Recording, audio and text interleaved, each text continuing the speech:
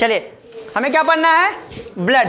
पहले समझेंगे कि रुधिर क्या होता है। तो रुधिर का प्रमुख कार्य क्या होता है कि शरीर में पोषक पदार्थों, है ना, शरीर में पोषक पदार्थों को या ऑक्सीजन को एक स्थान से दूसरे स्थान तक ले जाने का काम कौन करता है, रुधिर करता है। कौन करता है भाई, रुधिर कर, है ना। रुधिर का मेन काम यही होता है, वो आपके शरीर में ऑक्सीजन को, पोषक पदार्थों को एक स्थान से दूसरे स्थान तक ले जाता है। पौधों में नसें नहीं पाई जाती, उनमें क्या होता है, जाइलम और फ्लोएम होता है। उनमें पोषक पदार्थों को एक स्थान से दूसरे स्थान तक कौन लेके जाता है, जाइलम और फ्लोएम, है ना।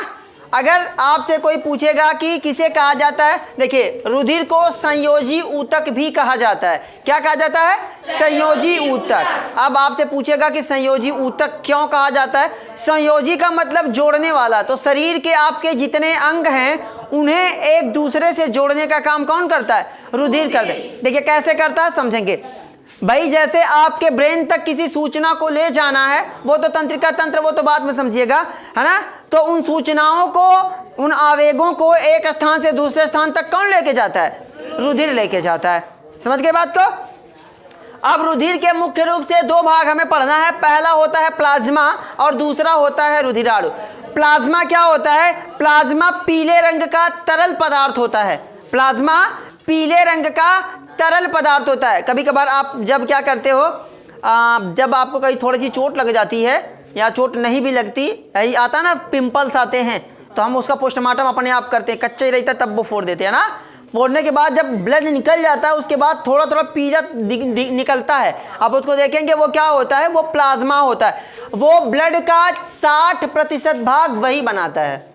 समझ रहे हैं, है ना। खून का 60% भाग कौन बनाता है, प्लाज्मा बनाता है। और प्लाज्मा में क्या पाए जाते हैं, एंटीबॉडीज पाए जाते हैं। एंटीबॉडीज क्या होते हैं, तो एंटीबॉडीज प्रोटीन के अणु होते हैं। एंटीबॉडीज क्या होते हैं, प्रोटीन के अणु होते हैं। अब बात करते हैं दूसरे पॉइंट की, रुधिराणु। रुधिराणु क्या होता है, वो कितना, रुधिर का 40% भाग बनाता है। जो आपका खून है उसमें 40% क्या है, रुधिराणु है, और 60% क्या है, प्लाज्मा है। अब रुधिराणु मुख्य रूप से 3 भागों में बटा हुआ है, या कह सकते हैं कि रुधिराणु इन तीनों से मिलकर क्या बनता है, रुधिराणु बनता है। पहला होता है आरबीसीज, और दूसरा होता है डब्ल्यूबीसीज, और तीसरा होता है प्लेटलेट्स। आरबीसीज का फुल फॉर्म होता है रेड ब्लड कार्पल्स, और डब्ल्यूबीसीज का फुल फॉर्म होता है वाइट ब्लड कार्पल्स, और प्लेटलेट्स का प्लेटलेट से ही होता है। ठीक है। अब देखिए हमें समझना है, हम समझना क्या चाहते हैं, हम समझना चाहते हैं कि रुधिर वर्ग, जो रुधिर वर्ग होता है, क्यों ऐसा होता है कि AB को सर्वग्राही और O को सर्वदाता क्यों कहा जाता है। तो पहले समझेंगे कि रुधिर वर्ग के बारे में सबसे पहले जानकारी किसने दी थी। तो रुधिर वर्ग की खोज किसने की थी, कार्ल लैंडस्टीनर और वीनर नामक वैज्ञानिक ने की थी।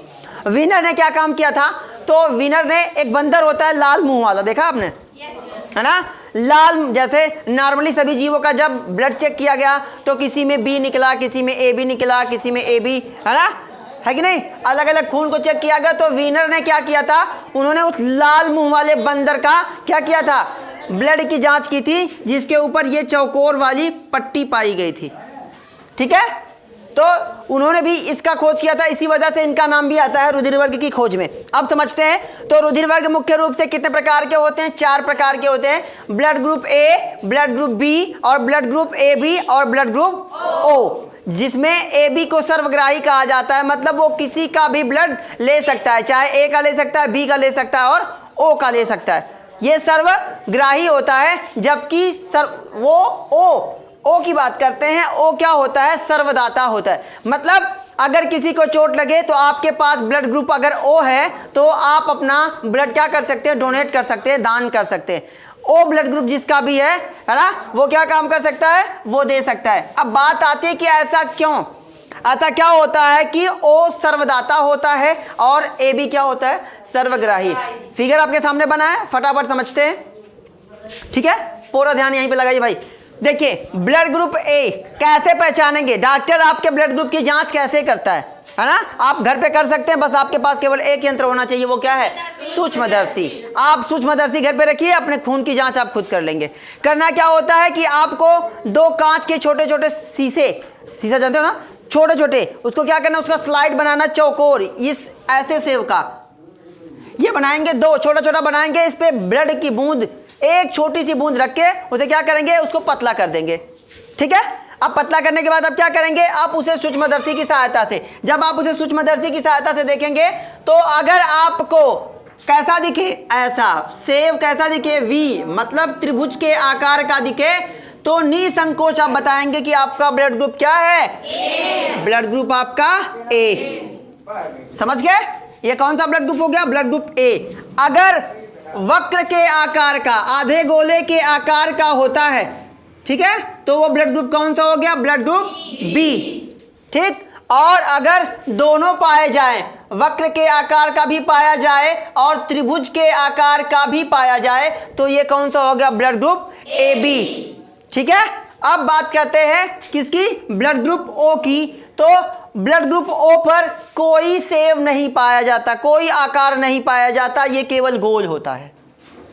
ठीक है, आरबीसी को जानते हैं, आरबीसी कैसी होती है, घाटी आपने खाया ना, घाटी तो दोपहर में मारे हो है ना, जैसी घाटी होती है सेम उसी आकार का क्या होता है, आरबीसी होती है। बस फर्क क्या होता है कि आपकी घाटी क्या होती है, ये होती है घाटी, और ये ऊपर क्या होती है, ऐसे, क्योंकि इसे ऐसे मोड़ा जाता है ना, इसमें जो भरा जाता है विटामिन, आप लोग जानते हैं क्या भरा जाता है ना, जो भरा जाता है क्या किया जाता है, उसे ऊपर से बंद किया जाता है। बस आरबीसी क्या होती है, ऊपर से भी चपटी होती है और नीचे से, मतलब बीच में पतली होती है और किनारे किनारे पर क्या होती है, मोटी होती है। समझ रहे हो मेरी बात को, देखो यूं आप कहें कि ये किनारे किनारे क्या होती है, मोटी, और बीच में दोनों तरफ से दबी हुई होती है, वो होती है आरबीसी। ठीक है, अब हम क्या समझ रहे हैं कि क्या ब्लड ग्रुप ए का बी को दे दें, ए का ए बी को दे दें, ए का ओ को दे दें, ए का बी को दे दें, क्यों नहीं दिया जाता। ठीक है, अब देखिए होता क्या है कि अगर आप ब्लड ग्रुप ए का, है ना, ब्लड ग्रुप ए वाले को ब्लड ग्रुप बी चढ़ा देते हैं, मान लेते हैं जैसे यहां हमने चढ़ाया भी है, ऑलरेडी चढ़ा रहे थे हम लोग ना। देखिए अब क्या करते हैं, ब्लड ग्रुप ए वाले को कौन सा दे दिए, ब्लड ग्रुप बी वाला, ये वक्र का सेव है। देखिए यहां तो कोई दिक्कत नहीं है, इससे टकराएगा कोई दिक्कत नहीं होने में, लेकिन यहां दिक्कत होती है ना, दिक्कत होती क्या है, देखिए अगर आप ब्लड ग्रुप ए किसको चढ़ा रहे हैं, ब्लड ग्रुप बी को चढ़ा रहे हैं, रुको मैं फिर से करता हूं। ठीक, ये आपका क्या हो गया, ये हो गया आपका एंटीजन, और ये हो गया आपका क्या, एंटीबॉडीज। ठीक है,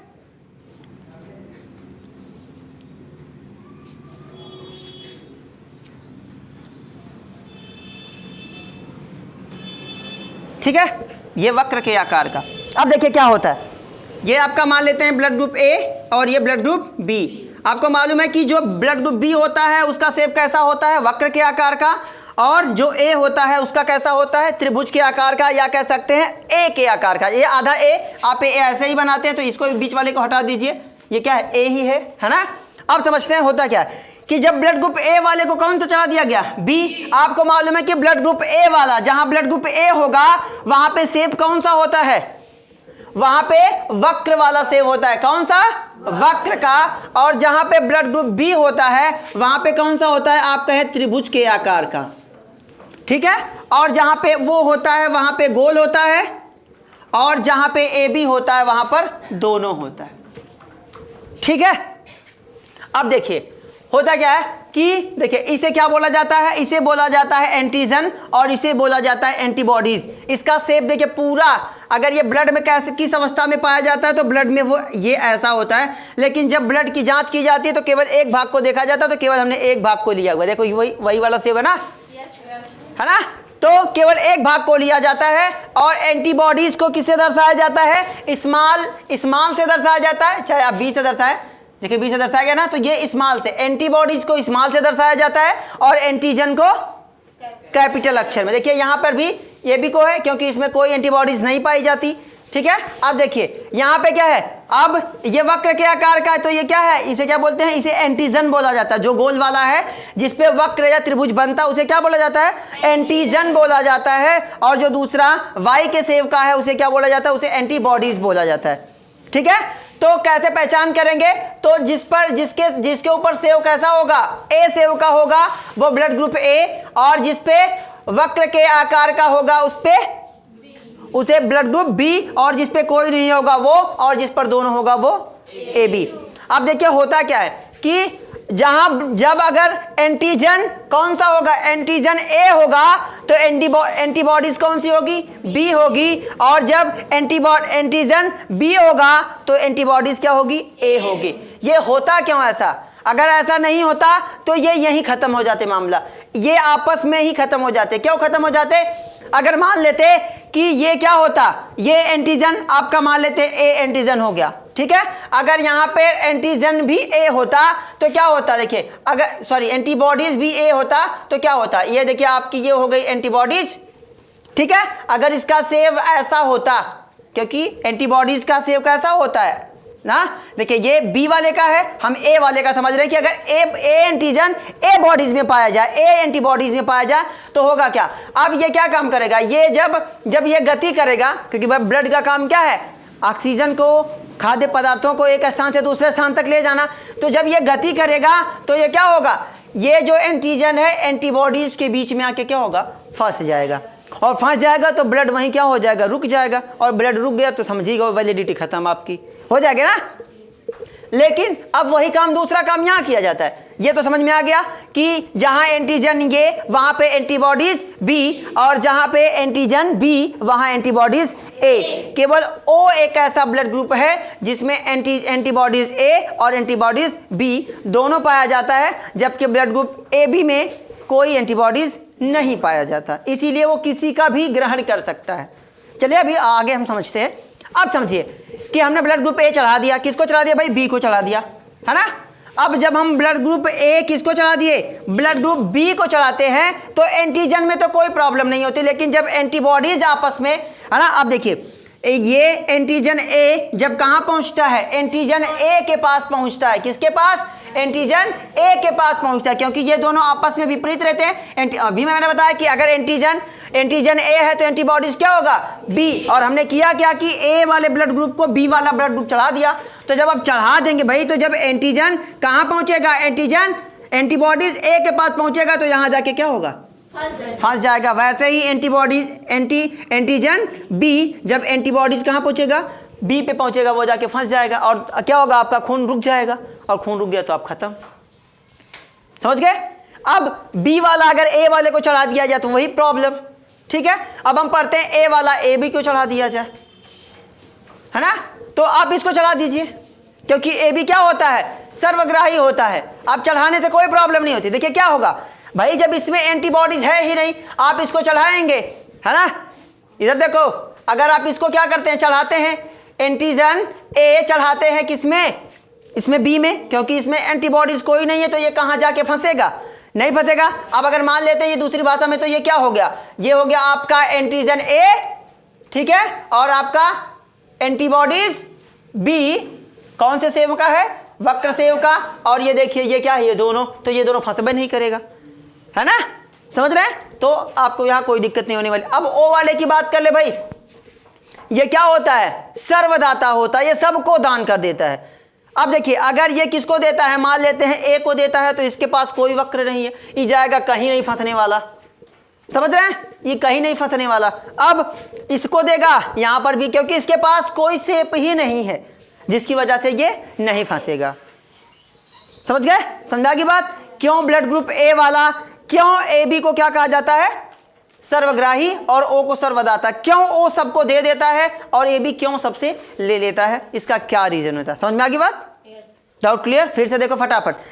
तो रुधिर क्या होता है, रुधिर किसे कहते हैं, तो रुधिर का प्रमुख कार्य क्या होता है कि ऑक्सीजन को या खाद्य पदार्थों को एक स्थान से दूसरे स्थान तक ले जाने का काम कौन करता है, रुधिर करता है। और पेड़ पौधों में इसका काम जाइलम और फ्लोएम करता है। रुधिर मुख्य रूप से दो भागों में बटा होता है, पहला होता है प्लाज्मा और दूसरा होता है रुधिराणु। रुधिराणु तीन भागों में बटा होता है, आरबीसी, डब्ल्यूबीसी और प्लेटलेट्स। आरबीसीज का फुल फॉर्म होता है रेड ब्लड कार्पल्स, और डब्ल्यूबीसीज का फुल फॉर्म होता है वाइट ब्लड कार्पल्स, और तीसरा होता है प्लेटलेट्स। ठीक है, अब जब उसकी बात कर लेंगे तो आरबीसीज की आपको बताया कि आरबीसीज में क्या पाए जाते हैं, एंटीजन पाए जाते हैं। एंटीजन और एंटीबॉडीज दोनों एक प्रकार के क्या हैं, प्रोटीन के अणु हैं। दोनों क्या है, प्रोटीन के अणु। आरबीसी के बाहर जो मैंने आपको बताया, घाटी जो बताया था ना, उसके बाहर जो किनारे किनारे जो सेव होता है वहीं पे वो प्रोटीन पाए जाते हैं, वहीं पे एंटीजन पाए जाते हैं। ठीक है, बाकी तो आपको ये सेव, आप इसको फटाफट नोट कर लीजिएगा जिसने नोट किया। ठीक है, नोट किया तो कोई दिक्कत ही नहीं, किया तो रहने दो।